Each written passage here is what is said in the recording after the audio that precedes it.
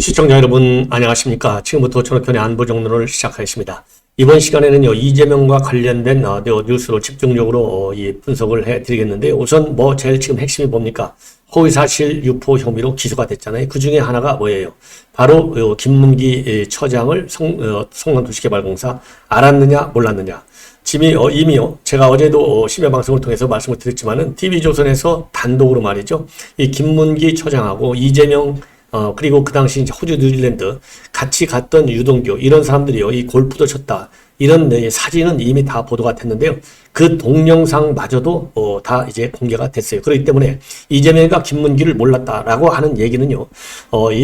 그야말로 이건 그 자체가 이제 허위라고 하는 것은 육감적으로가 아니라 눈에 의해서 확인이 된 상황입니다. 우리가 흔히 그러잖아요. 백문이 불여일견이다. 그런데 동영상을 누가 편집할 수도 없고, 그래서 이거는 이제 이재명의 운명은 사실상 끝난 거나 마찬가지다. 이렇게 보고요. 하루라도 빨리 소환을 해서 이거 구속영장 청구해야 될 수밖에 없다. 왜냐면은 저도 이 사람들한테, 제 방송을 들으신 분들한테 많은 얘기를 들어요. 아니, 왜 검찰이 이게 빨리 좀 소환해가지고 구속영장 청구를 해서 이제 모든 국민들이 공평하게 이 정도 중죄를 저질렀으면은 구속된 상태에서 수사를 받아야 될 것 아니냐. 언제까지 이렇게 밖에다 내놓고 당 대표 이 대접을 받게 해가지고 방탄을 치게 하느냐. 많은 불만이 있어요. 그래서 검찰은 이미 이 정도 증거를 갖고 있고 이 정도 중대한 범죄 행위다. 그러면은 구속영장을 빨리 좀 청구하라. 이러한 이 불만들이 비등하고 있다라는 점을 검찰도 알고 있으리라고 믿습니다. 자, 그 다음에는 또 하나는 뭐냐? 이번에 두 개의 사건인데, 하나는 이제 백현동 사건이잖아요. 이 백현동 사건, 용도를 갖다가 이 자연 녹지에서요, 준주거지역으로 무려 4단계나 등급을 올려줬어요. 근데 제가 최근에 말이죠, 주변에 이 건설하시는 전문가들도 얘기를 많이 듣는데, 이거 시행사하고요, 이 건설하는 사람들은 이재명 대표가 거짓말 한다는 거 다 한다는 거예요. 이게 한 2단계만 갑자기 한꺼번에 상향 조정을 해줘도 이거 뒤에 뭔가 흑막이 있다는 거죠. 그런데 4단계를 업그레이드 시켜준다? 이거는요, 상상이 안 된다는 얘기입니다. 쉽게 얘기해서 이건 아예 꿈에도 꿀 수 없는 거라는 거예요. 이 정도가 되면 아예 이재명이가 운명 걸고 봐준 거라는 겁니다. 자, 그렇기 때문에 그것이 이제 이 국토부의 압박에 의해서 불가피하게 압박에 의해서 한 것이지 자기는 지시하지 않았다. 이렇게 시종일관 부인을 해왔잖아요. 이게 이제 허위사실로 다 드러났어. 이미 국토부가 지금 보낸 문서도 이제 확인이 됐는데요. 지금 김도읍 의원실이 말이죠. 이 검찰로부터 이 공소장을 정식으로 입수를 했습니다. 그래서 이 공소장에 나와 있는 내용을 가지고 이 김문기 처장에 대한 허위사실, 그리고 백현동의 이 용도 변경과 관련된 허위사실 내용을 여러분들께 정확하게, 지금 이거는요, 이제 팩트예요, 팩트. 이 추측 보도가 아니고 공소장에 나와 있는 검찰이 확인한 이 허위 사실을 갖다가 이제 보도로 이어지고 있어요. 이 내용을 중점적으로 말씀을 드리겠고요. 그 다음에 또 하나 오늘 중요한 것 중에 하나는요, 성남시장.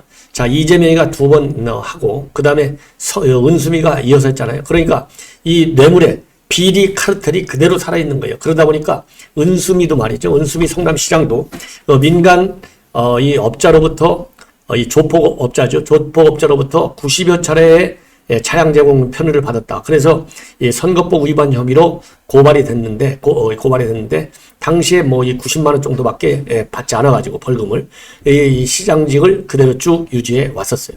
자, 그런데 이번에는 말이죠.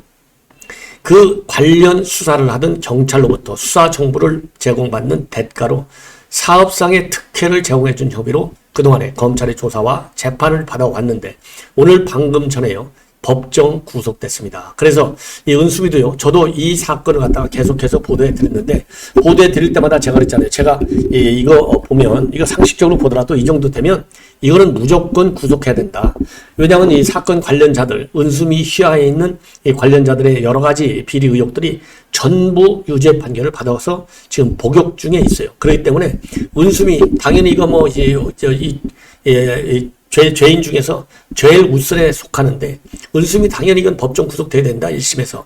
그렇게 쭉 여러분께 보도해 드렸는데요. 논평을 해 드렸는데, 결국은 법적 구속이 됐습니다. 이러한 내용을 가지고 상세하게 여러분들께 말씀을 드리고자 합니다.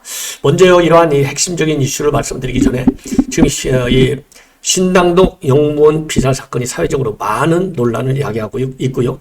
경찰이 수사 과정에서 그리고 법원의 영장 발부 과정에서의 이 정책적인 에러들이 많이 지적되고 있습니다. 그러다 보니까 윤석열 대통령이 오늘 출근길에 이거 어마어마한 이거 범죄 아니냐. 그래서 이 부분에 대해서 이 법적 말하자면 루폴에 대해서는 보완하도록 한동훈 장관에게 지시하겠다라고 했는데요.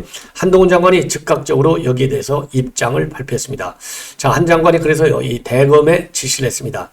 가해자 접근 금지라든가 아니면 구속영장을 적극적으로 청구하든가 이런 여러 가지 방안을 통해서 스토킹 범죄에 강력한 대응이 필요하다. 이렇게 지시를 했어요. 자, 그래서 지금 이 보도에 따르면은 이 보완 방안을 법무부가 지금 강구하고 있고 대검도 이 보완 방안을 강구하고 있어요. 그래서 현재까지 알려지고 있는 내용으로 보면은 이 한동훈 장관이 이제 칼을 뺐는데요. 자, 어떻게 칼을 뺐느냐? 지금 스토킹 처벌법이 작년 10월부터 시행 중에 있는데 스토킹 처벌법이 있음에도 불구하고 이 보복 스토킹하고 이 보복 범죄가 계속 증가 일로에 있어요. 그래서 이 스토킹 처벌법 작년 이제 10월부터 시행 중이라고 제가 말씀을 드렸지 않습니까? 그런데 112에 신고되어 있는 스토킹 신고 건수를 보면 말이죠. 2020년도에는 4,515건, 2021년도에는 14,509건, 그리고 올 7월까지만 하더라도 16,571건. 그러니까요, 이게 전반기잖아요. 그러니까 후반기까지 가면 뭐 이 3만 건에 육박할 정도로. 그러니까 2020년도하고 21년 사이에 한 4배 정도가 늘어났잖아요. 그런데 지금 올해는 벌써 전반기에 작년 1년 거를 추월해 버렸어요. 이렇다고 본다면 작년 대비 한 배 정도는 늘어날 가능성이 상당히 큽니다. 이게 이제 법률적으로 이제 허점이 너무 많기 때문에 그런데 그래서 이제 이 가해자에 대한 이 조치를 강력히 하는 이런 방향으로 지금 법 보완이 이루어지고 있고요. 그래서 이제 국회에서도 이 국회의원들이 이 스토킹 방지법에 대한 이 보완 입법을 발의해 놓고 있는데 이게 잘 되지 않고 있어요. 그래서 이 한동훈 장관이 주무장관이기 때문에 정부 차원의 개정안을 마련할 예정으로 있다. 이렇게 되어 있어요. 그래서 가장 큰 것이 말이죠. 이 반의사 불벌죄, 그러니까 이제 피해자가 처벌을 원치 않으면은 처벌받지 않도록 하는 거. 이것이 오히려 이 스토킹 범죄 가해자의 이 가해 행위를 2차 가해까지 또 유발시키고 또 그리고 이제 또 보복 범죄까지 유발시키는 원인이 된다는 거죠. 왜냐하면 합의한다는 명목으로 이제 피해자를 자꾸 만나고 또 전화하고 또 압박하고 이래서 2차 스토킹 범죄나 보복 범죄로 이어지는 이 원인이 되고 있다는 겁니다. 그리고 초기 단계에서 수사기관이 직접 초기 단계부터 개입해가지고 피해자를 보호하는데도 이런 것이 이제 반의사, 이 불벌죄가 장애가 되고 있다는 거예요. 그래서 이러한 점을 철저히 보완한다. 그래서 아예 스토킹 사건 초기서부터 피해자에 대한 우회 요소를 철저히 수사하고 가해자에 대해서는 말이죠. 이 접근 금지라든가 구금 장소 유치와 같은 신속한 잠정 조치를 또 시행하고 그리고 구속영장도 적극적으로 청구해서 피해자 보호에 만전을 기하는 방식으로 지금 법무부에서요. 이 관련 법규를 보완하는 작업을 진행 중에 있는 것으로 그렇게 알려지고 있습니다. 자, 그래서요, 항상 말이죠. 이 소잃고 외양간 고친다. 그러는데, 이번에도 마찬가지인 것 같아서 굉장히 안타깝게 생각을 합니다. 그리고 말이죠. 특히 이제 앞으로는요, 스토킹 가해자도 전차발찌와 같은 위치 추적 장치를 아예 처음부터 부착해서 범죄를 예방한다. 그래서 스토킹 범죄로 수감됐다가 집행유예나 가석방을 받고 훈련한 범죄자일 경우에도 초범일 때도 마찬가지로 전자장치를 부착할 수 있도록 하는 방안을 강구 중에 있다라고 지금 합니다. 자, 그래서요.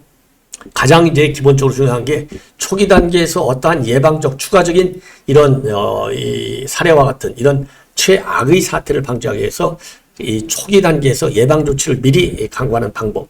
그 다음에는 이제 실질적으로 또 이 반의사 불벌죄. 그러니까 이 피해자에게 압박을 가면서 합의를 유도해서 이 뭐라 그럴까요? 법의 처벌을 면하는 이러한 부분을 갖다가 강력히 보완하는 그런 지금 방안을 한동훈 장관이 강구 중에 있다.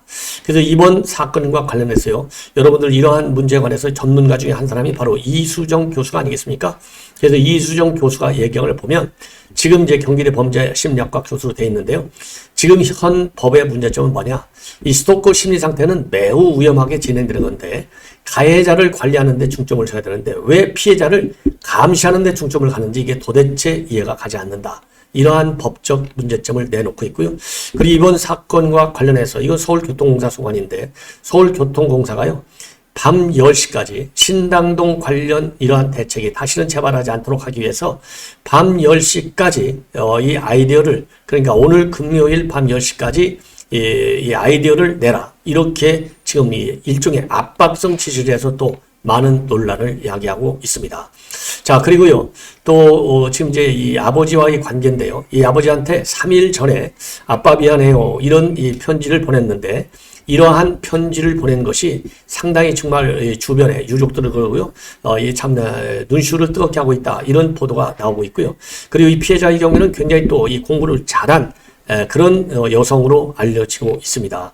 고등학교, 지방고등학교를 다녔는데, 지방고등학교 다닐 때도 계속해서 우수한 성적을 유지했고, 대학에서도요, 재학 내내 과수석을 유지할 정도로 아주 이 아들 같은 딸로 생각을 하고 있었다고 합니다. 그래서 부모 걱정도 하나도 안 시키고 이렇게 공부를 잘해서 서울교통공사하고요, 산업안전관리공단 시험 동시에 합격을 했는데, 자, 이런 이 불행한 일을 당해가지고 그야말로 유족층에 이 말 못할 정도의 아주 큰 충격을 받고 있다. 그래서 불과 3일 전에 말이죠, 이 아버지한테 아버지도 이 딸한테 아빠가 뭔가 잘못한 것 같은데 미안하다, 이해해달라, 이런 장문의 문자를 보냈고요.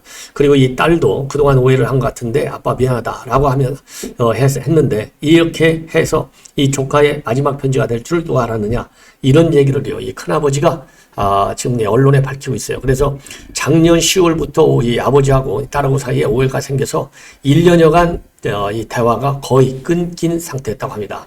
아마도 이 스토킹, 이 스토킹이 더 남자치곤이니까요. 이 관계로부터 이 아버지, 부친과 딸 사이에 이런 좀 오해가 있지 않았나. 추론이 되는 부분이 아닌가 생각하고요.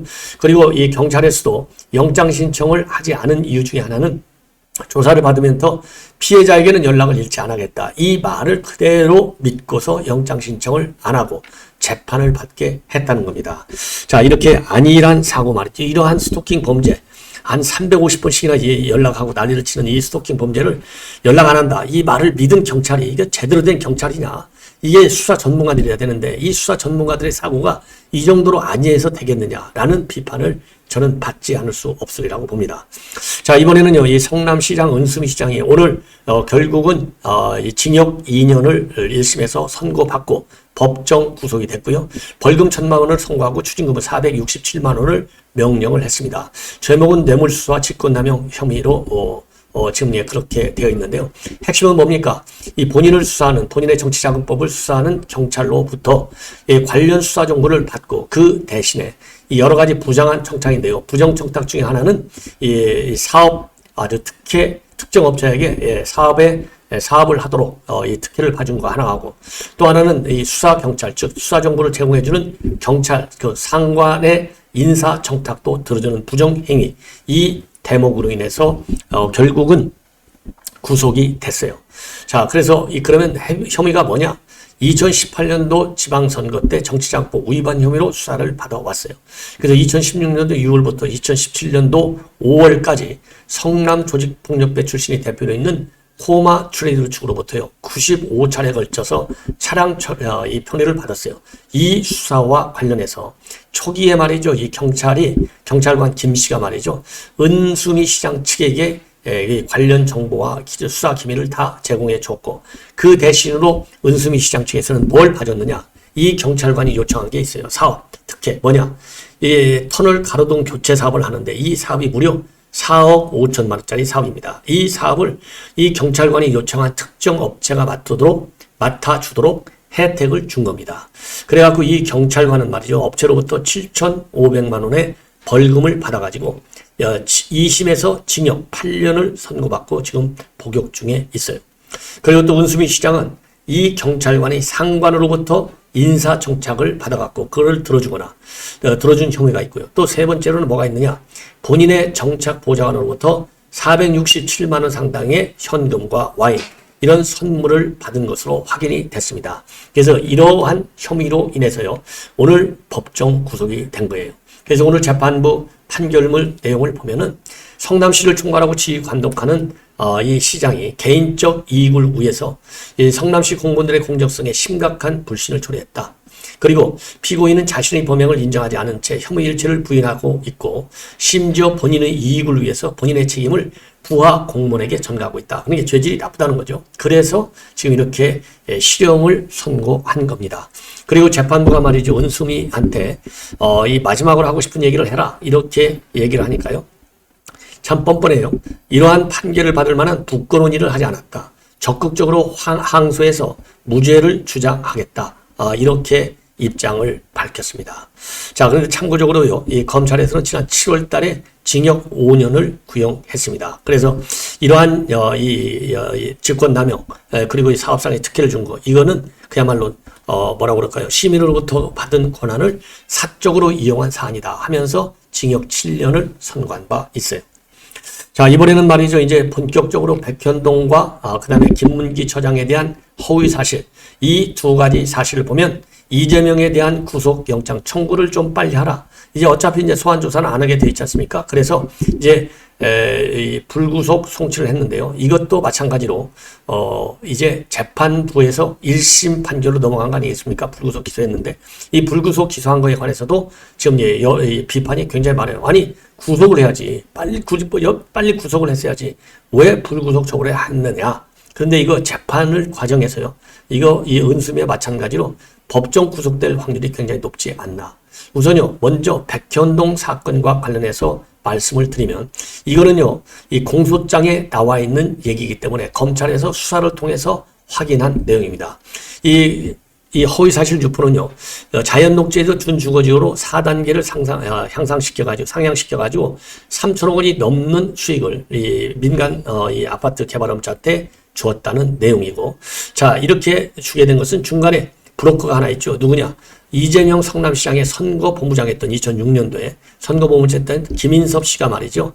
2015년도 1월에 이 회사, 이 개발하는 회사에 임원으로 들어간 이후에 전격적으로 이재명의 이 사업 허가가 떨어진 거예요. 그래서 이거를 이유로 해서 70억 원이나 받아 챙깁니다. 이 김인섭 씨가 말이죠. 그래서 이 핵심 내용을 보면요. 한국식품연구원에서는 2번에 걸쳐서 이렇게 상향 해달라, 업그레이드 해달라 이렇게 요청을 했는데 이거를 들어주지 않았어요. 그리고 이 국토부에서도요. 3차례에 걸쳐서 부지 용도를 좀 변경해 달라 이렇게 했는데 들어주지 않았어요. 자, 그런데 언제 들어줬느냐? 이게 2014년도 식품연구원이 세 번째 공문을 발송을 합니다. 그런데 세 번째 공문을 발송을 하니까 이 한국식품연구원에서 그때 이게 2014년도 이제 11월이요. 2달 뒤 지나가지고 국토부에서 이 용도 변경을 요청한 거, 이 협조 요청은 의무 조항으로 되어 있는 혁신 도시법에 따른 것이냐, 아니면은 백현동 부지를 갖다가 용도 변경해 줘도 되는지 이렇게 질의합니다. 그러니까 국토부가요 2014년도 12월에 공문을 보내가지고요. 국토부의 협조 요청은 혁신 도시법에 따른 요구가 아니다. 그러니까 의무사항이 아니라는 거예요. 그래서 백현동 부지 용도 변경은 성남시가 적의파란 판단하라 이런 취지로 회신을 보냅니다. 이렇게 회신을 보내니까 자, 이러한 내용을 갖다가 이제 담당 과장이 이재명 시장한테 보고를 해요. 보고를 또 쭉 이제 합니다. 하니까 이재명 시장이 말이죠. 이 돌연 2단계 상향해달라는 식품연구원의 연도 신청을 반려했어요. 2번째 연도 신청을 반려하고 백현동 부지를 기존의 자연녹지에서 4단계가 더 높은 준주거지역으로 변경하라. 이러한 지시를 내립니다. 이 지시가 이 공소장에 나와 있는 거예요. 그래서 한국식품연구원은요, 그로부터 다시 한 달이 지나가지고 2015년 1월 달에 4단계 상향시켜달라라는 용도 변경 신청을 세 번째로 내게 되는 겁니다. 이렇게 세 번째로 내니까 결국은 뭐라고 그럴까요? 이 성남시가 이재명 시장이 내준 거예요. 그런데 전국의 28곳에 해당하는 지방자치단체에서 국토부가 이러한 뭐라고 그럴까요? 이 공공기관을 이전해야 되니까 협조를 바란다 공문을 냈는데요. 4단계 시기나 상향을 용도 변경해 준 자체는요. 지자체는 바로 성남시 딱 하나밖에 없다고 합니다. 그래서 이 공소장 내용을 보더라도 성남시가 이거는 자체적으로 결정해야 할 사안이다라는 회신을 국토부로도 받은 게 분명하고 또 4단계 상향 용도 변경을 하라는 지시나 압박은 전혀 없었다. 그리고 관련 공무원들도 그렇게 협박을 당한 공무원들이 전혀 없었다. 이렇게 밝히고 있습니다. 자, 이걸 보면 이제 거짓말을 했다는 것이 분명히 드러나는 대목이고요. 그 다음에 또 하나는 말이죠. 이 김문기를 그러면 언제 알았느냐? 김문기는요, 2009년도부터 알았다. 이러한 내용이 지금 똑같이 공소장에 나와 있어요. 그래서 2009년도부터 어떻게 알았느냐? 이미 말이죠. 그러니까 리모델링 사업 전문가예요. 이 김문기 씨가. 그래서 민간 이 건축회사에 있다가 결국은 분당에 있는 리모델링 한 아파트에 리모델링 사업을 수주하면서 2008년도에 그때 이재명과 유동규 그리고 이재명의 측근인 김용 이런 사람들을 정진상 이런 사람들과 알게 된 거고 그리고 이재명이가 주관하는 성남정책연구원 원장으로 있었을 텐데요. 2009년도 6월입니다. 이때 이재명을 알아가지고 이재명 그 당시 성남정책연구원장이 주관하는 세미나라든가 이런데 또 참여를 하게 됩니다. 자, 2번이나 한 번은 한 군데 있는 리모델링 협회가 후원하고 성남정책연구원이 개최한 이 리모델링 활성화 정책 세미나에서 주제 발표도 또 토론도 하게 되고요. 자, 그리고 또 한국 리모델링 이 공동주택 리모델링 제도 개선을 위한 국회정책 토론회 이때도 이재명도 참여하고 김문기 씨도 참여해요. 자, 유동규도 참여하고 정진상 씨도 참여해요. 이러면서 굉장히 2009년도부터 가까워졌어요. 이렇게 세미나까지 참석하고 그리고요. 명절 때 김문기 씨는요. 이 본사에 건의를 해가지고 이재명한테 선물을 보내달라. 그러면서 이재명 변호사의 사무실 주소까지 건설사 본사에 또 보고를 하게 됩니다. 자, 이렇게 됐는데 모른다? 이거 말이 안 되는 것이죠. 그런 이 내력을 이 공소장에 전부 다 적시했다. 그리고요, 이재명한테 이 보고도 말이죠. 여러 차례 걸쳐서 대장동 사업과 관련해서 6차례나 보고했다고 합니다. 2016년도 그러니까 1월에 보고하고요. 2월, 4월, 6월. 그 다음에 2017년도 6월, 8월 이렇게 6차례에 걸쳐서 김문기 씨가 직접 이재명 대표한테 보고를 받았다는 거예요. 보고만 받은 게 아니라요. 2017년도 3월에는 말이죠. 이재명의 핵심 공약이었던 제1공단 공원조성사업계획과 관련해서 기자회견을 할 때 그 회견에 김문기 씨가 또 대동해서 참석을 했다고 합니다. 그리고 2017년도 10월 달 제1공단 법원 유치 관련 회의에도 김문기 씨가 직접 참석을 했다고 합니다. 그리고요, 2015년도 12월에는요, 김문기 씨가 일을 잘한다. 성남 이 대장동 사건 관련해서 혁혁한 공약을 세웠다. 그래서 성남시장상도 또 받았다는 거예요. 이런 걸 보면 이재명이가 얼마나 거짓말을 많이 했는지 여러분들께서도 짐작하고도 남는다. 이러니 이 정도가 되면요. 지금 이제 구속영장을 청구 안 한 상태에서 재판은 넘어갔지만은 재판부에서 빨리 1심을 이건 뭐 이 사실관계는 오래 걸릴 이유도 없잖아요. 한 뭐 두서너 번만 재판하면 끝나는 거 아니겠습니까? 그래서 금년 연말 안으로 빨리빨리 처리를 해라. 왜냐하면 선거법은요. 1심은 6개월 이내에 처리하도록 되어 있어요. 물론 공고사항이죠. 그렇지만 이거 6개월 걸릴 거가 뭐가 있어요. 딱 2가지밖에 안 되고 사실관계가 다 나와 있는데. 그래서 속도를 내서 이 법원에서 재판을 좀 해달라. 이렇게 지적을 하고 싶어요. 자, 이번에는요. 이제 마지막 뉴스 하나만 더 말씀을 드리면 한수원에서 말이죠. 월성원전 1호기 가동 중단에 따른 이 비용 보전을 최근에 산업통상자원부에 신청한 것으로 알려졌는데요. 이 돈이 무려 7,277억 원입니다. 이게 바로 이제 문재인 정권에서 탈원전, 월성원전을 갖다가 무리하게 강압적으로 이 수치까지 조작해가지고 폐기 조치를 하다 보니까 이 어마어마한 비용이 들게 된 건데 이 비용은 결국 어디서 나가느냐? 우리 국민들이 내는 전기요금 갖고 내는 거예요. 전기요금의 3.7%를 떼가지고成立한 전력산업기반기금에서 이 전액이 보전이 된다고 합니다. 자, 이거요. 그래서 이것도 누가 좀 시민단체에서 고발을 해가지고 이거 돈 월성원전 사건하고 맞물려 들어가게 이거는 이 고발을 해라. 그래서 월성원전 폐쇄가 누굽니까? 정점에 누가 있어요? 문재인 대통령이 있잖아요. 자, 그런 것처럼 이러한 손해도 결국 문재인 대통령이 월성원전 그거 언제 폐기되나요? 이렇게 해가지고 일사불란한 복명을 하는 바람에 사고가 터진 거 아니겠어요? 그래서 이 부분에 대해서도 이 배임 혐의 아니겠습니까? 또 아니면 뭐 직권남용이라든가 여러 가지 제가 잘 모르겠지만 이러한 제목으로 고발 조치를 해라. 그래서 문재인 대통령의 법률적 책임이 있는지 없는지 따져봐야 될 것 아니냐. 이렇게 판단이 듭니다. 그래서 7,277억 4,600만 원의 비용 보전 내용을 보면요. 우선 크게 세 가지인데 항목이 하나는 2022년까지 계속 운전 승인을 받기 위해서 투자한 설비 투자 비용이 5,555억 2,200만 원. 그 다음에 월선 1호기가 계속 운전을 한다는 전제하에 산정한 물품 구매 비용 146억 8천만 원. 왜냐하면 느닷없이 한꺼번에 그냥 일시 폐쇄돼 버렸잖아요. 그러니까 계속 운전할 걸로 알고 물품을 구매하려고 들어갔던 비용. 그 다음에 2018년도 6월에 월성원전 조기 폐쇄 의결서부터 시작해가지고요. 2019년 12월 영구 정지될 때까지 영구 정지 대기를 위해 운전한 유지비와 가산금이 1,575억 4,400만 원입니다. 자, 이거 제대로 말이죠. 문재인 대통령에 대해서 이거 법률적 책임을 물어야 될 거 아니겠느냐. 이렇게 생각이 듭니다. 자, 시청자 여러분 이렇게 해서요. 지금 중요한 이재명과 관련된 그리고 문재인과 관련된 비리 의혹들 전부 보도를 해드렸습니다. 시청자 여러분들이 께서 알람을 신청해서 많이 신청해 주시고요. 그리고 주변 분들에게 구독을 또 많이 권유해 주시면 대단히 고맙겠습니다. 감사합니다.